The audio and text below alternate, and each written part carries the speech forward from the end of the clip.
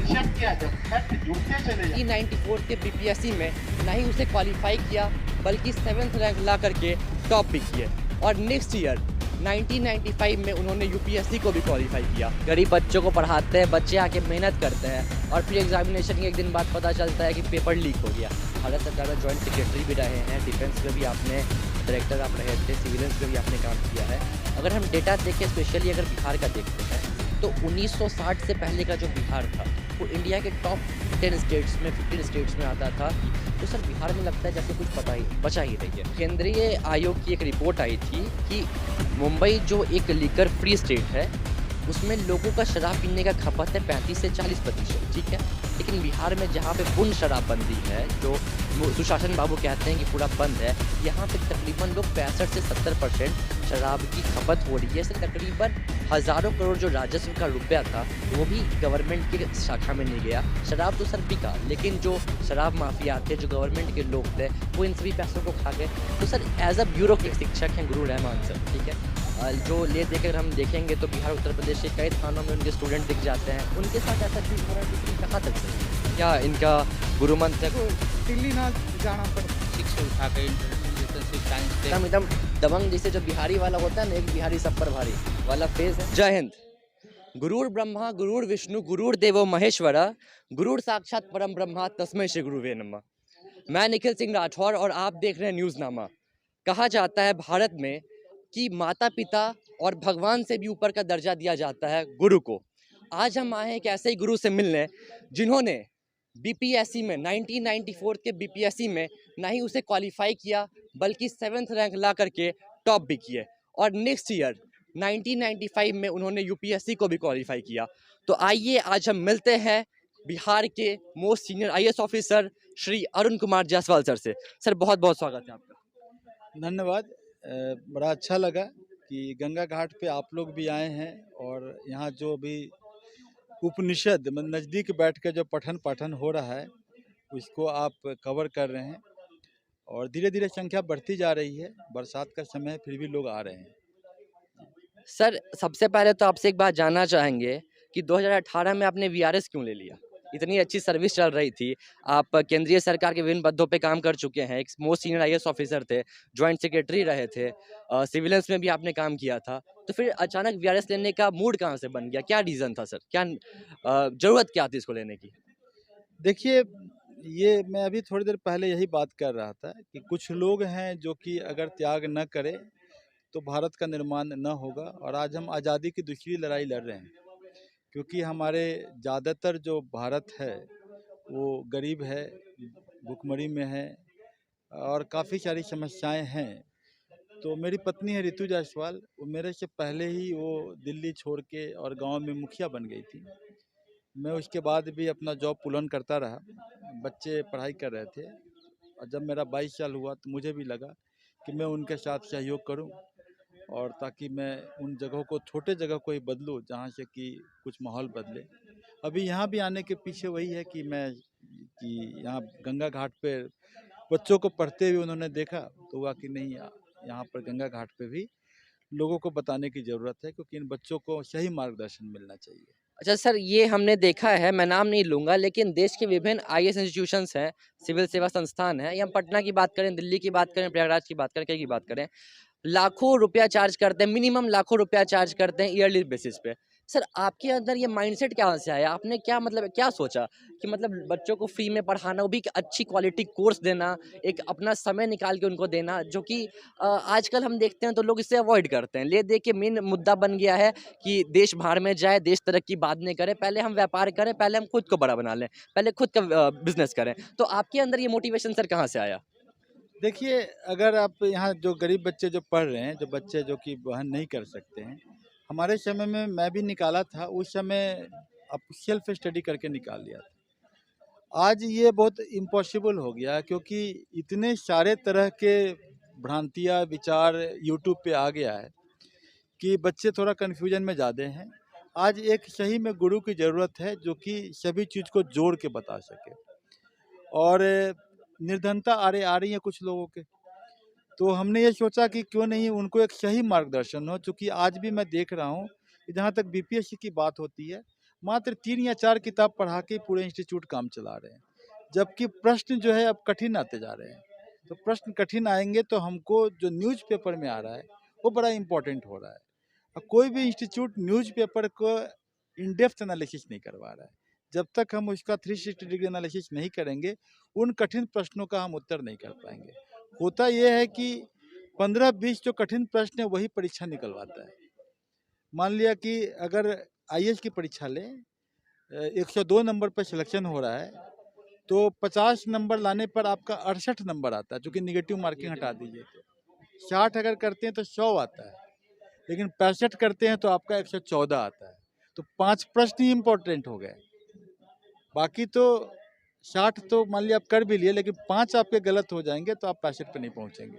अच्छा सर, आप बहुत मेहनत कर रहे हैं, लेकिन जब आपके जैसे शिक्षक सुबह उठ के अपनी नींद को छोड़ करके गरीब बच्चों को पढ़ाते हैं, बच्चे आके मेहनत करते हैं और फिर एग्जामिनेशन के एक दिन बाद पता चलता है कि पेपर लीक हो गया, तो सर उस टाइम कैसा लगता है? उस टाइम अंदर से क्या होता है कि बिना मतलब का हमने इतना मेहनत किया, बिना मतलब के लिए हम समाज के लिए, बिना मतलब के लिए अपने लोगों के लिए कर रहे हैं, जहाँ मेरी ही वैल्यू नहीं है, जहाँ हमारे ज्ञान की वैल्यू नहीं है, कुछ चंद लोग मिलके ये गलत काम कर देते हैं और भरपाना पूरे समाज को करना पड़ता है। सर उस टाइम क्या होता है?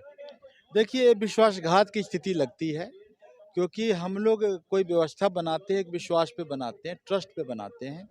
और एक फिलोसफर है हॉबेस, वो बोलते हैं सोशल कॉन्ट्रैक्ट, कि हम सरकार इसलिए चुनते हैं कि वो हमारे हितों की रक्षा करेगा। लेकिन अगर क्वेश्चन आउट हो जाता है तो हम तो बहुत, हमारे बच्चे बहुत हतोत्साहित हो जाते हैं। लेकिन हमें लॉन्ग टर्म मेजर्स की बात हम सोचते हैं कि इन बच्चों को इतना तैयार कर दो कि ये ज़्यादा से ज़्यादा नंबर लाएं, ताकि ये छोटे मोटे क्वेश्चन आउट करके भी मान लिया कि थोड़ा मार्क्स बढ़ा लेते हैं, उनसे ऊपर चले जाएं। तो खुद ही को कर बुलंद इतना, ये वाली बात पे हम सोचते हैं कि अब हर तकदीर लिखने से पहले खुदा पूछे बता तेरी रजा क्या है। तो हम अपने को मजबूत कर ले, यही मजबूत हम यहाँ करने की कोशिश कर रहे हैं, क्योंकि वो क्वेश्चन आउट भी करे तब भी हम नंबर तो ज़्यादा ले आएँ। सर आपका ऑप्टिमिस्टिक नेचर बहुत बढ़िया है कि आप हमेशा कहते हैं कि कैलिबर, आप बता रहे हैं बच्चों को कि अपने कैलिबर को डेवलप कीजिए, कैलिबर को बूस्ट अप कीजिए। हम देख रहे हैं सर बेसिकली बिहार उत्तर प्रदेश के बच्चों को कि उनका अधिकांश माध्यम जो रहता है वो हिंदी माध्यम रहता है। ऐसा नहीं है कि बच्चे नहीं ले रहे हैं, लेकिन जो गरीब बच्चे हैं जिन्होंने अपनी प्राथमिक शिक्षा सरकारी स्कूलों में की है, उसके बाद वो ले दे के अपनी एजुकेशन कंप्लीट करते हैं, तो मीडियम उनका हिंदी रहता है। तो उनमें अधिकांश उन्हें समस्या हो जाती है, पहला तो पीटी क्लियर करने का, क्योंकि इंग्लिश के जो सवाल जो आते हैं वो ईजिली अंडरस्टैंडेबल होता है, हिंदी में हल्का टफ हो जाता है। और दूसरा जो मेन कठिनाई होता है वो इससे का, जो उनका ऑप्शनल मेरे ख्याल से इंग्लिश और हिंदी क्वालिफाइंग होता है, इंग्लिश में बहुत बच्चे लटक जाते हैं। तो सर इसमें आपका मूल मंत्र क्या रहेगा उन बच्चों के लिए कि कैसे इसको क्वालिफाई किया जाए? देखिए, ये एक भ्रांति है। दरअसल जो यूपीएससी या कॉम्पिटिटिव एग्ज़ाम जो होता है, उसमें हिंदी भी उतना ही सशक्त है जितना कि अंग्रेजी। हम जो यहाँ बता रहे हैं इसी मिथ को दूर करें, ये मिथ कोचिंग इंस्टीट्यूट के द्वारा तैयार किया गया है, और ये इसलिए तैयार किया गया ताकि अपना डोमेन स्पेशलाइज करके बच्चों को अपनी ओर खींच लें। मैं बच्चों को जो गाइड करता हूँ उसमें पहले बताता हूँ फैक्ट न हिंदी है न अंग्रेजी है। अगर हम उस फैक्ट को, मान लिया कि हम इन्वायरमेंटल परफॉर्मेंस इंडेक्स बोलते हैं और पर्यावरण का जो सूचकांक बोलते हैं, दोनों में कोई अंतर नहीं, आप ये लिखें या वो लिखें। यूनिवर्सिटी एग्ज़ाम और कॉम्पिटिटिव एग्ज़ाम में बहुत बड़ा अंतर होता है, और ज़्यादातर कोचिंग वाले यूनिवर्सिटी एग्ज़ाम के पैटर्न पे लिखना सिखाते हैं। कोचिंग इंस्टीट्यूट में जो बातें होती है वो फैक्ट पे होती है, सॉरी कॉम्पिटिटिव एग्ज़ाम में जो बातें होती है फैक्ट पे होती है। अगर आपके आंसर में फैक्ट्स हैं, फैक्ट न हिंदी है न अंग्रेजी है, अब फैक्ट को आप कंसेप्ट में जोड़ें, और कंसेप्ट से आप क्वेश्चन को समझ के उस हिसाब से लिख लें, मिनिमम लैंग्वेज का यूज करके, तो नंबर आपको बहुत ज़्यादा आता है। यूनिवर्सिटी एग्ज़ाम में इंट्रोडक्शन, बॉडी, कंक्लूजन इसकी बात होती है, वहाँ आपका क्वेश्चन के टोन के हिसाब से आंसर सेट होता है। तो यहाँ जो कोचिंग इंस्टीट्यूट नोट्स देते हैं वो एक बेकार परंपरा है, बच्चों को अपना नोट्स खुद लिखना होता है। तो हम उन सभी अज्ञान के पहलुओं को दूर करने के लिए ही गंगा के घाट पे आए हैं, क्योंकि मुझे पता है, मुझे ज्ञान है, मैंने अनुभव भी किया है, मैं बहुत जगह इवोल्यूशन किया हूँ। मैं जानता हूँ कि कॉम्पिटिटिव एग्ज़ाम बिल्कुल अलग है यूनिवर्सिटी एग्ज़ाम का। ये कोचिंग इंस्टीट्यूट वही हाल हो गया अभी कि अंधा आदमी ने हाथी देखा, तो कैसे देखा वो बता रहे हैं। दरअसल बात यह है कि पूरा न हिंदी मीडियम न इंग्लिश मीडियम, हिंदी मीडियम भी टॉप कर सकता है, इंग्लिश मीडियम टॉप करता है। हाँ, मैं एक बात ज़रूर बोलूँगा, जो आपने एशिया की बात किया, एशिया माने निबंध, हमारी मातृभाषा में जो व्यक्ति अपनी अभिव्यक्ति कर सकता है वो ज़्यादा अच्छा कर सकता है, और निबंध हिंदी वालों के मार्क्स ज़्यादा आएंगे इन कंपेरिजन टू शायद इंग्लिश वालों का। हिंदी में एक समस्या क्या है कि डेली न्यूज़ का एनालिसिस अगर हम करते हैं तो हमको कोई न्यूज़पेपर बहुत अच्छा नहीं मिलता है, जो कि बिल्कुल यूपीएससी के पैटर्न से है।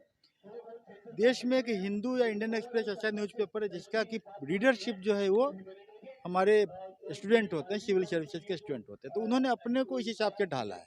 तो इसीलिए हम देखते हैं कि हिंदू का काफ़ी ज़्यादा क्रेज है। मतलब हम लोग भी अब 94 में पढ़े, हिंदू पढ़े, तो हमारे जो क्वेश्चन सेट करने वाले उसी न्यूज़ से निकालते हैं क्वेश्चन।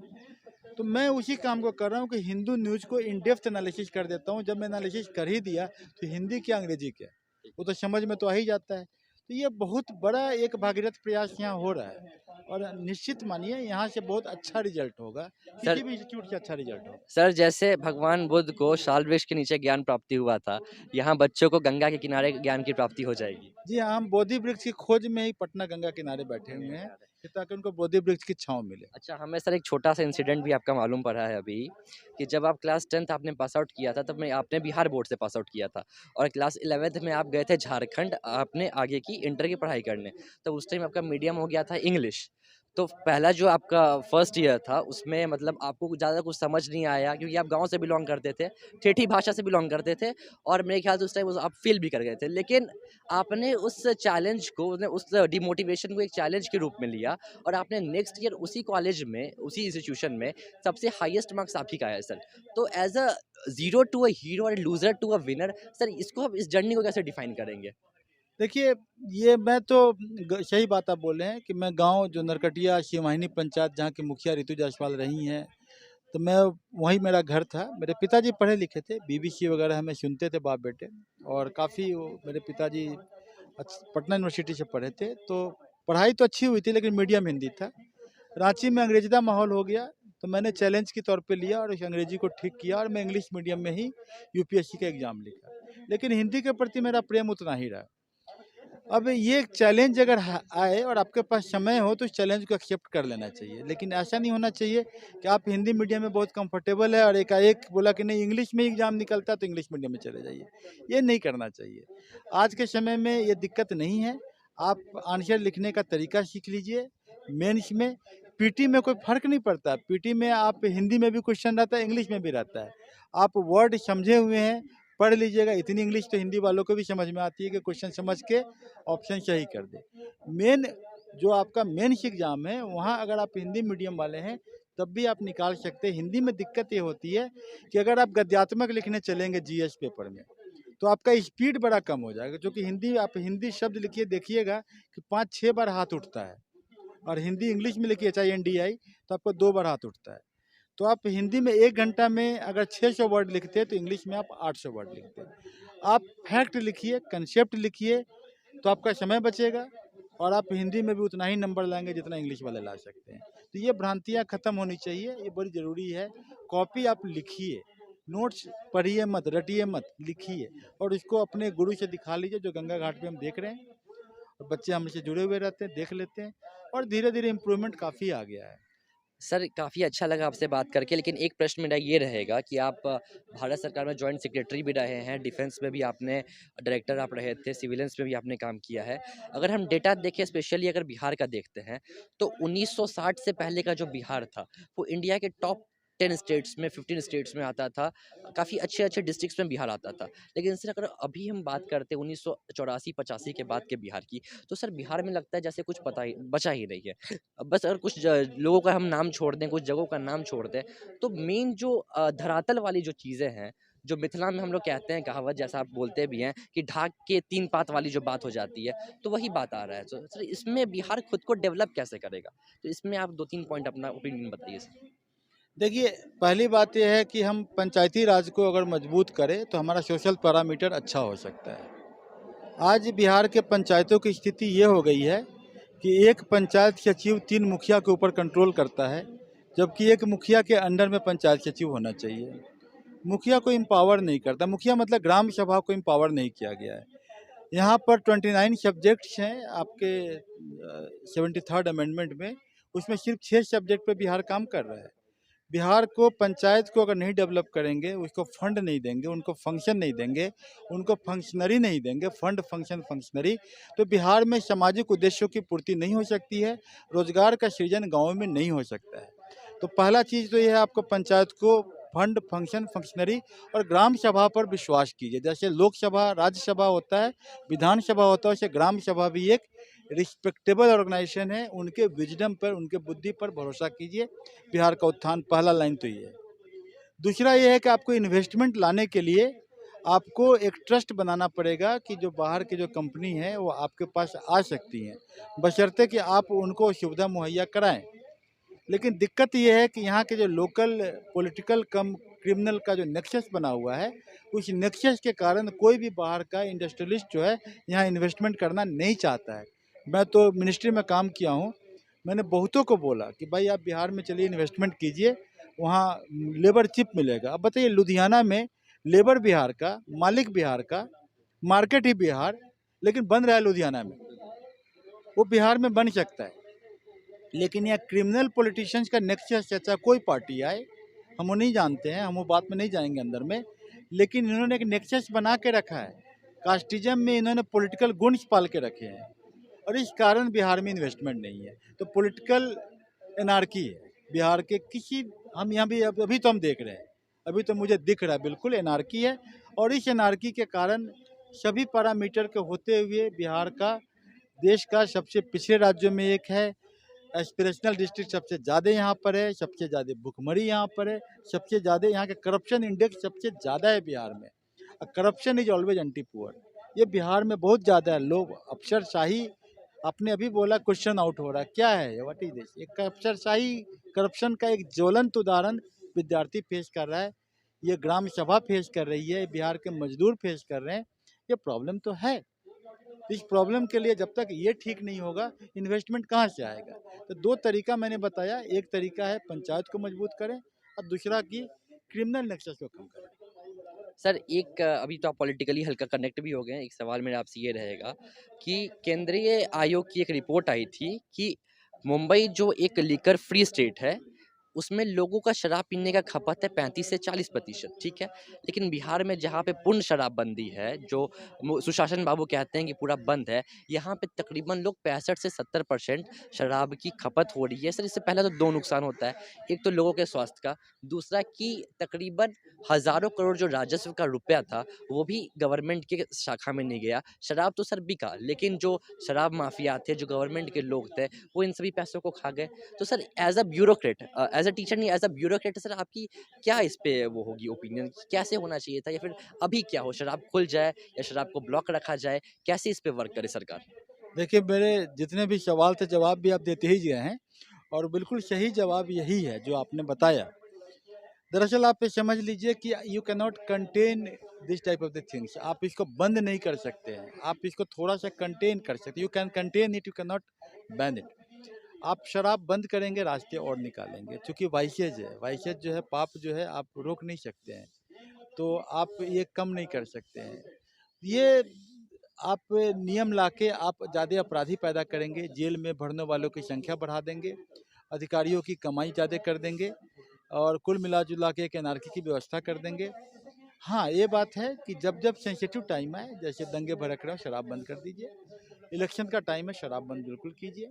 उस समय स्ट्रॉन्ग इन्फोर्समेंट होना चाहिए, लेकिन बाकी समय में आपको एक सिस्टम बनाना चाहिए ताकि लोगों का जो वाइसेज है उसका एक आउटलेट मिल जाए। सेफ्टी वाल्व थोड़ी साथ में लगी रहनी चाहिए, ये गलत है। और आपने जो बोला वो सभी डाटा सही बोला आपने। जी। सर एक आखिरी प्रश्न मेरा आपसे बस ये रहेगा, मतलब प्रश्न नहीं कि आपसे ओपिनियन करेंगे कि आप ही के जैसे एक शिक्षक हैं गुरु रहमान सर, ठीक है। जो ले देकर हम देखेंगे तो बिहार उत्तर प्रदेश के कई थानों में उनके स्टूडेंट दिख जाते हैं, दरोगा कोई दिख जाता है, कोई एसपी दिख जाता है, कोई इंस्पेक्टर दिख जाता है, तो कोई कोई ब्यूरोक्रेट्स उनके आईएएस आईपीएस भी हैं। अभी जो हमने हाल फिलहाल में देखा कि आरआरबी एनटीपीसी के एग्जामिनेशन में उन लोगों ने सरकार के खिलाफ बोला था, बीपीएससी के पेपर लीक पे बोला था, या फिर अभी अग्निपथ स्कीम आई है उसके खिलाफ बोला था, और कल उनके घर पे, आवास पे और साथ में कार्यालय पे, तीनों जगह छापा पड़ जाता है। तो सर इसमें क्या लगता है कि अगर हम लोकतांत्रिक तरीके से बच्चों का समर्थन कर रहे हैं, डेमोक्रेटिक राइट को अपना फॉलो कर रहे हैं, इसके बावजूद शिक्षकों को, बेसिकली शिक्षकों को, जो कि हमने स्टार्टिंग में भी पॉइंट कहा था कि जिन्हें भगवान और माता पिता से ही बड़ा दर्जा दिया गया है, उनके साथ ऐसा चीज़ हो रहा है, तो सर ये कहाँ तक सही है? डॉक्टर रहमान जो है आधुनिक भारत के एक स्वतंत्रता संग्राम के सिपाही हैं।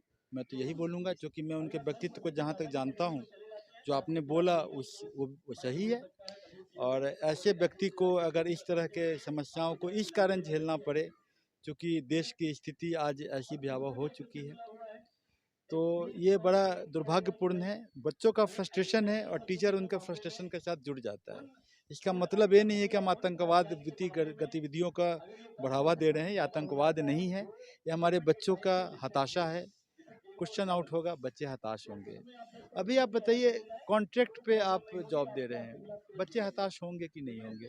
कॉन्ट्रैक्ट पर जॉब आपका 4 साल का, बस इतना है कि इस जॉब को आप 10 साल कर दीजिए।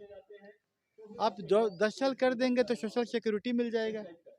अब बताइए, थोड़ा सा कॉमेडी में बात करें कि एक बच्चा जो है वो 24-25 साल 26 साल का है, और शादी के लिए लड़के वाले आए, जो 26 साल में नॉर्मली शादी हो रही है आजकल, और बोले कि भाई लड़का तो रिटायर्ड हो गया है तो उसकी शादी की दिक्कत हो जाएगी। तो बच्चा ये सब चीज़, छोटी छोटी बातें आपको हमें मजाक लगता है, हम हंस रहे हैं, लेकिन ये बात बच्चों के लिए सर मैं बड़ा सीरियस कंसर्न को मजाक वे में अपने ऑडियंस को बता रहे हैं कि एक सीरियस टॉपिक है, इस पे ज़्यादा हॉट होके नहीं, लेकिन अपने एनालिटिकल पावर से सोचना है, इस पे ध्यान देना है। और सर भी कहते हैं और हम भी ये बात कहेंगे कि आप अहिंसा के रास्ते से कोई भी आंदोलन कीजिए, सभी सही है। और सर एक लास्ट लाइन आपसे रहेगा कि गुरु मंत्र क्या रहेगा यूपीएससी क्रैक करने के लिए या बीपीएससी क्रैक करने के लिए? कंसिस्टेंसी, निरंतरता, निरंतर प्रयास कीजिए। निरंतर, नहीं तो एग्ज़ाम के टाइम में आप मिडनाइट लैंप जलाएंगे, तनाव होगा, हताशा होगी। आप हर दिन, जैसे गंगा घाट पे हम आ रहे हैं, हर दिन आइए, यहाँ बैठिए, उपनिषद नज़दीक बैठिए, हम लोग इन डेप्थ एनालिसिस करेंगे। जाइए घर पे पढ़िए, फिर कल आइए, फिर आप उसको पढ़िए, और अपना टेक्स्ट बुक जो है वो टेक्स्ट बुक पढ़िए, है ना, टेक्स्ट बुक पढ़िए। एनसीईआरटी टेक्स्ट बुक बहुत सारे हैं, एनसीईआरटी एक मानक है, और भी हैं, हर चीज़ के टेक्स्ट बुक बने हुए हैं, तो एनसीईआरटी भी एक है उसमें इम्पोर्टेंट। और न्यूज़ के साथ जुड़ के रहिए। आप 300-400 डोमेन है जिस पर कि पूरे साल भर न्यूज़ चलता रहता है। आप देखिएगा, और डोमेन को अगर टेक्स्ट बुक से जोड़ लिया जाए तो सभी प्रश्न आ जाते हैं वहाँ से, तो पीटी हो, मेंस हो, इंटरव्यू हो, सब निकल जाता है। सर का एक काफ़ी ऑप्टिमिस्टिक चीज़ उन्होंने हमें बताया कि हमने कहा कि सर बीपीएससी का पेपर लीक हो जाता है, तो सर कहते हैं ठीक है वो लीक हो जाता है, गलत है, लेकिन हमें अपने से इतनी तैयारी कर लेनी है कि आप पेपर लीक कर रहे हैं, हम 120 कट ऑफ को पार कर देंगे। तो सर का ये ऑप्टिमिस्टिक नेचर काफ़ी हमें अच्छा लगा, और सर से हमें बात करके भी काफ़ी अच्छा लगा है। सर एक काफ़ी अच्छा नेक काम भी कर रहे हैं, और सर बहुत बहुत शुभकामनाएं आपको, हम सभी इस चीज़ को प्रमोट भी करेंगे। एक चीज़ है सर कि जैसे जिन बच्चों को पढ़ना होगा यहाँ पे आके, तो उसके लिए उन्हें क्या करना होगा? उन्हें कुछ नहीं, गंगा घाट की सीढ़ी पर बैठ जाना है, पेन कॉपी लेके आना है, सुनना है, फिर कल लिख के लाना है और यहाँ दिखाना है, बस। सभी मुफ्त में है, इसमें कोई गुरु दक्षिणा भी नहीं है, बस वो निकल जाएं और देश की सेवा करें, यही गुरु दक्षिणा होगी। तो आप एक रियल टीचर से आज मिल सकते हैं आपका? रोज कवर हो रहा है, पिछले 30 दिनों से मैं जुड़ा हुआ हूँ सर के शुरू के साथ, काफ़ी इम्प्रूवमेंट हुआ है। स्ट्रैटेजी पे काम होता है? बिल्कुल स्ट्रेटजी पे काम होता है। बहुत बहुत शुक्रिया। तो भाई मतलब कैसा सर पढ़ा रहे हैं, क्या क्या इनका गुरु मंत्र है, कुछ बताइए हमें। सर बहुत अच्छा पढ़ा रहे हैं। सर का सबसे बड़ा बेनिफिट ये है कि सिलेबस समझ में आ जा रहा है कि एग्जैक्ट क्या आता है एग्जाम में। और अभी जो यूपीपीसीएस का एग्जाम हुआ था उसमें भी बहुत क्वेश्चन सर के मतलब नोट्स से मैच किया था। यही फायदा है अभी तो। वो यही फायदा है। और एक तरह से जो होता है कि नहीं, एक डेडिकेशन से और एक माइंडसेट, एक इंस्पिरेशनल माइंडसेट से लोग पढ़ाते हैं, उस तरह का आपको अंदर से लगता है? हाँ हाँ सर पूरा पूरा अपना पूरा बेस्ट दे रहे हैं कि हम लोग अपना को पूरा ज़्यादा बेस्ट से है। ज़्यादा ठीक है, तो आप भी बताइए कि सर कैसा पढ़ाते हैं और आपकी स्ट्रैटेजीज क्या होती हैं एग्जाम के प्रति? पीटी के लिए आपका क्या पॉइंट है, मेंस के लिए क्या है? बहुत ही अच्छा इनिशिएटिव है सर के द्वारा, जो कि फ्री ऑफ कॉस्ट है। ठीक है, इजी वे में गाइडेंस मिल जाता है, क्योंकि सिविल सर्विस के लिए गाइडेंस मिलना इतना आसान बात नहीं है। ताकि सिविल सर्विस का गाइडेंस मिलना इतना आसान बात नहीं है। ठीक है, क्योंकि सर भी सिविल सर्वेंट रह चुके हैं, आईएएस रह चुके हैं, सर भी बीआरएस लिए हैं, इसके बाद सर एजुकेशन फील्ड में आए हुए हैं। तो एक विद्यार्थी को दिल्ली ना जाना पड़, इस इनिशिएटिव के कारण यहाँ पे शायद 100 बच्चों को दिल्ली का रास्ता ना देखना पड़े, समझे। एकदम ऑनेस्टली वे में सर गाइड करते हैं क्या कहते हैं, कोचिंग इंडस्ट्री पूरा बिजनेस मॉडल हो गया है, समझे। तो आपको कोई भी कोचिंग्स में जाते हैं, पकड़ते हैं, तो वो लोग बांध के रखते हैं आपको, सही चीज़ें आपको नहीं डिलीवर करते हैं, क्या कि सही चीज़ें बता देंगे तो आप उसके पास नहीं जाएंगे, ठीक है। सर ऑनेस्टली गाइड करते हैं। मतलब सर सिखा रहे हैं कि दिल्ली दूर है लेकिन फिर भी दिल्ली को फतेह कर लेना है। बिल्कुल बिल्कुल दिल्ली को फतेह कर लेना। भैया आप भी तैयारी कर रहे हैं यूपीएससी का, तो आपका मतलब क्या क्या रहता है प्रिपरेशन, कैसे दिनचर्या रहता है, कैसे क्या दिनचर्या मॉर्निंग में करंट अफेयर्स वगैरह है जो सर से जुड़ना हुआ, और सर ने बेसिक से उठाकर इंटरनेशनल रिलेशनशिप, साइंस, टेक, सारे चीज़ों को एक बार कंबाइन करके बच्चों को इम्प्लीमेंट करते हैं, तो ये बड़ा ही अच्छा लगता है। जैसे हम देख रहे थे कि सर आज क्लाइमेट पे पढ़ा रहे थे, कुछ इंस्ट्रूमेंट के बारे में बात की, रेन गॉश वगैरह के बारे में बात की है, तो एक इंटरटेनमेंट पॉइंट ऑफ व्यू से भी पढ़ाते हैं तो लोगों को अंदर इंटरेस्टिंग लगता है। बीच में वो मगही बोल देते हैं, बीच में कहावत बोल देते हैं, कैसा आता है? इंटरेक्ट करने के लिए, इंटरेक्शन को बढ़ाने के लिए और अटेंशन को बढ़ाने के लिए और बोरिंग को कम करने के लिए करते हैं। किस तरह से करने से बच्चों का अट्रैक्शन बना होगा और फिर पुनः अपने वो अच्छा, ठीक बने। यूपीएससी कहा जाता है कि देश की सबसे कठिन परीक्षा है, तो आप लोगों को क्या-क्या समस्याएँ मतलब फेस करना होता है, ये थोड़ा बताइए? कैसे रहना होता है, कितना कम खर्च में निकल जाए गुज़ारा, फिर फैमिली प्रेशर क्या होता है, समाज का प्रेशर क्या होता है, ये सब भी बताइए? देखिए, इसमें है एक्चुअली क्या है कि बच्चे जो मैक्सिमम बच्चे जो हैं गाँव साइड से आए हुए हैं, और यहाँ का जो क्लाइमेट है, खान-पान, रहन-सहन, और बच्चों को बहुत सारी समस्याओं का जो है सामना करना पड़ता है। जैसे कि यहाँ रहने-वहने में रूम वगैरह, लॉज वगैरह है, तो इसके साथ मतलब फिज़िकल, मेंटल बहुत सारी समस्याएँ हैं, जिसको बहुत सारी बोला नहीं जा सकता है।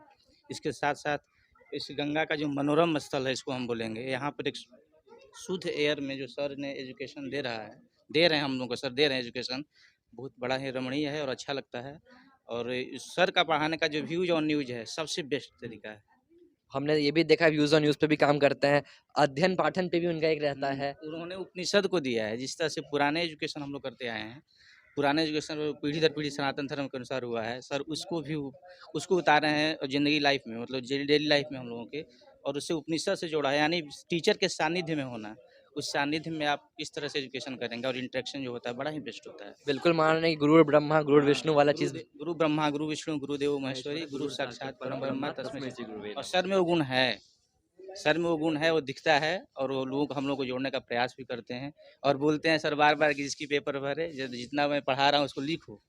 तो सबसे बड़ी तरीका है, जितना आप लिखेंगे उतना। सर बताते हैं, वो फैक्ट चीज़ बताते हैं और उसको हम लोग डीपली लिख के लाते हैं उसके बारे में। जैसे WTO के बारे में पढ़ा है तो उसको पूरा सब WTO के सब चीज़ लिख के लाते हैं, अपना से गूगल वगैरह से सर्च मार के अपना से लिखते हैं, और सर उसको कॉपी अपना से चेक करते हैं, जो हम लोग को बहुत बेनिफिट होता है। जहाँ गलत होता है सर बताते हैं। माध्यम कौन सा है आपका?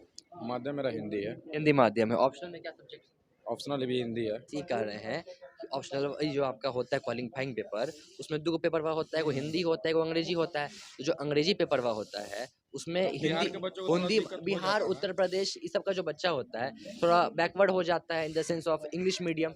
ज्ञान तो बहुत है लेकिन ज्ञान को दर्शाने और उसको हेजिटेट हो जाता है उस चीज़ को करने में। तो उस बेसिस पे आपका क्या है? ये दिक्कत तो होता ही है थोड़ा बहुत बिहार के बच्चों को, क्योंकि इंग्लिश को तो जब पता है मैट्रिक में बंद कर देता, नंबर ही नहीं देता, तो बच्चा पढ़ नहीं पाता। तो थोड़ा तो दिक्कत होगा ही, लेकिन हम लोग क्या करें, मेहनत करते हैं उस पर। अच्छा, एक बहुत बढ़िया चीज़ हमको लगा इनमें कि इनका जज्बा बहुत गजब का है। जैसे हम कुछ लोगों से इंटरव्यू ले रहे थे तो कुछ लोग नर्वस हो गए, लेकिन नहीं, एकदम एकदम दबंग, जैसे जो बिहारी वाला होता है ना, एक बिहारी सब पर भारी वाला फेज है। तो भैया आपसे बात करके बहुत अच्छा लगा और आपको हम बहुत कॉन्ग्रेचुलेशन करेंगे, ऑल द बेस्ट भी बोलेंगे। IAS बनिए, SP बनिए, DM बनिए और देश का समाज का कल्याण करिए। Thank you. आप यहाँ देख सकते हैं कि सर ग्राउंड लेवल पर ही बच्चों का पेपर चेक करते हैं, खुद ही उनमें एक अच्छा सा मोटिवेशन देते हैं, इंस्पिरेशन देते हैं और डेडिकेटेड माइंडसेट से पढ़ाते हैं। और वो ये भी कहते हैं कि जितना मैं आपको पढ़ा रहा हूँ, जिस लगन से पढ़ा रहा हूँ, आप सिर्फ उसकी तैयारी कीजिएगा। आपका प्रीलिम्स हो या मेंस हो, इंटरव्यू हो, एग्ज़ाम काफ़ी धूमधाम से निकलेगा। उसका सबूत हम सामने है, आप देख सकते हैं कि बच्चे सर को घेर के कैसे हैं और कैसे अपने प्रश्न पूछ रहे हैं, उसका उत्तर पा रहे हैं। तो बस यही कहूँगा सभी लोगों से कि मेहनत करते रहिए, डटे रहिए, शिक्षा को एक धंधा नहीं बनाइए, शिक्षा को एक संस्कृति के तहत रखिए। इसी के साथ जय हिंद, जय भारत।